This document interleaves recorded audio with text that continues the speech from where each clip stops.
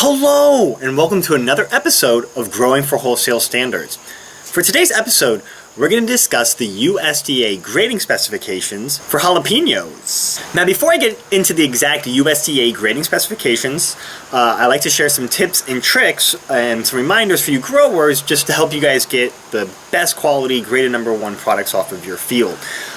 So don't forget to check your soil, and if you're looking to learn more about that, check out the video here. It's also in the description below. Don't forget to scout weekly. Again, that video where we discuss this in length is in the description as well as up in the corner. And don't forget that your buyer has a very particular date in mind when it comes to purchasing your product. So work backwards, knowing how many days it takes for your produce to fully mature, and boom, you had your planting date. Okay, so here you can see the USDA grading specifications. Now remember, these just form the foundation of what most buyers use when it comes to grading. So before you begin selling, just make sure you know what your buyer expects your products to be graded like. Now in this show, when I talk about a USDA graded #1, I'm talking about the perfect produce here. I'm talking about grading with similar varietal characteristics, uniformity.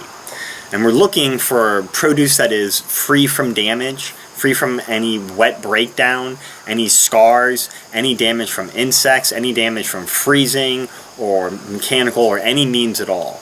A USDA #2 is still just as safe to eat, it just suffers mainly from aesthetic damage. Now we're still looking for a lot of the same qualities here. We're looking for similar varietal characteristics, and we're looking for produce that is not entirely free from. It may have minor damage, but scarring and insect damage. Produce that suffers from major damage, from wet breakdown, from rot, from animals biting on it, this doesn't have a grade.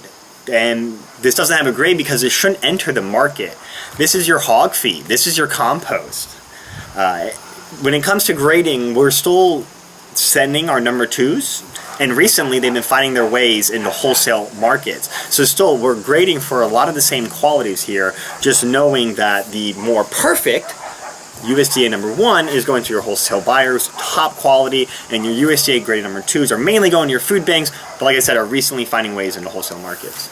Then comes the sorting. Following USDA guidelines, you'll want to gently place your product into boxes, and you'll want to follow whatever your buyer guidelines are into how those should get boxed, whether you're boxing for a count or if you're boxing for a weight. Now, like any business, you want to build a healthy relationship with your customer. And when selling to wholesale markets, your buyer is your customer. And to learn and hear more about why that is so important to build a healthy relationship with your buyer, check out this video in the description below. But to sum up that conversation, when the buyer steps out onto the dock and they're opening up these boxes and they see uniformity, they see presentation, and they see a box that really is, perfect produce graded as a #1, what they would hope to expect, that goes a long way into building a healthy relationship, and one that is very financially rewarding. On the other end, when if growers slip in #2s into a box of #1s, and the dock buyer sees this for the third or fourth time, that really hurts. That really hurts your business, and that really hurts all the growers that are on that pallet that gets sold to the wholesale markets. Because like Appalachian Harvest, we work with 70 family farmers, and to meet these large demands, it's not all coming from one grower. So we usually patch together these orders from a lot of different growers. So one grower putting too many #2s into a box can impact all the growers into that order. So it's really important.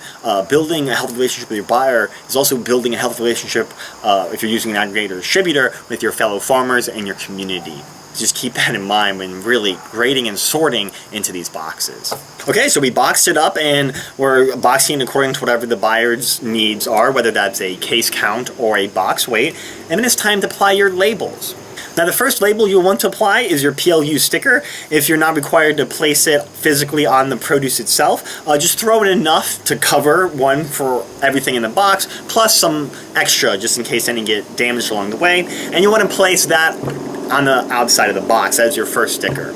The second label you want to apply after your PLU sticker is a trace of origin sticker. This lets the buyer know where the product was boxed, as well as it's certified organic or conventional. Lastly, you want to apply your traceback code sticker, and to learn more about that, check out the video in the description as well, and it's up here in the corner. Well, I hope that helps. Any questions, comments, you know, throw it in the comment section. We'll get back to you as soon as we can, and stick with us. We still got some great episodes coming up, and I hope to see you guys next time on Growing for Wholesale Standards.